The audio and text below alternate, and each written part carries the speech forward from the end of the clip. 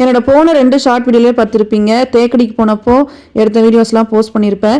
So இது வந்து பார்த்தீங்கன்னா லாஸ்ட்டாக போஸ்ட் பண்ணுற தேக்கடி ட்ரிப்புக்கான ஷார்ட் வீடியோ. அதுக்கப்புறம் அங்கங்கே கொஞ்சம் ஷார்ட்ஸ் எல்லாமே எடுத்து வச்சிருக்கிறேன். அது வந்து ரேண்டமாக வந்து மியூசிக்கோட போடலாம் அப்படின்னு பிளான் பண்ணியிருக்கிறேன். நேச்சரோட சம்மந்தப்பட்ட மாதிரி போடலாம் அப்படின்ட்டு. தேக்கடியில் நாங்கள் ஸ்டே பண்ணியிருந்த ரிசார்ட் நேம் வந்து blanket days resort and spa. So அங்கே தான் வந்து ஸ்டே பண்ணியிருந்தோம். ரிசார்ட் வந்து சூப்பராக இருந்தது. ஆக்சுவலாக அங்கே ஜூன், ஜூலை, ஆகஸ்ட் இந்த 3 மாதம் வந்து எப்பவுமே மழை சீசன் ஸ்டார்ட் ஆயிரும். ஆனால் இப்போ மே எண்டுலேயே பார்த்தீங்கன்னா மழை வந்து ஸ்டார்ட் ஆயிடுச்சு. நாங்கள் போகிறதுக்கு வாரத்துலேருந்தே மழை வந்து ஸ்டார்ட் ஆயிடுச்சு அப்படின்ட்டு சொன்னாங்க. ரொம்ப ஏர்லியராகவே வந்துருச்சு அப்படின்னாங்க.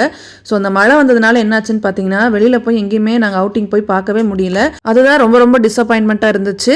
மற்றபடி ரிசார்ட்டுக்குள்ளே அப்படியே டைம் ஸ்பெண்ட் பண்ணிட்டு இருந்தோம். மழை வந்து நல்லா கனமாக பெய்யும், அப்புறம் கொஞ்ச நேரம் கேப் விடும், அப்புறம் நல்லா மழை பெய்யும். ஸோ இந்த மழையை நம்பிக்கிட்டு நம்ம வெளியில் கொஞ்சமாக மழை வருதுன்னு சொல்லிட்டு நம்ம போனோம்னா கண்டிப்பாக வந்து கனமழை வந்து நம்ம மாட்டிக்குவோம். ஸோ அந்த மாதிரி சுச்சுவேஷனில் தான் இருந்தது.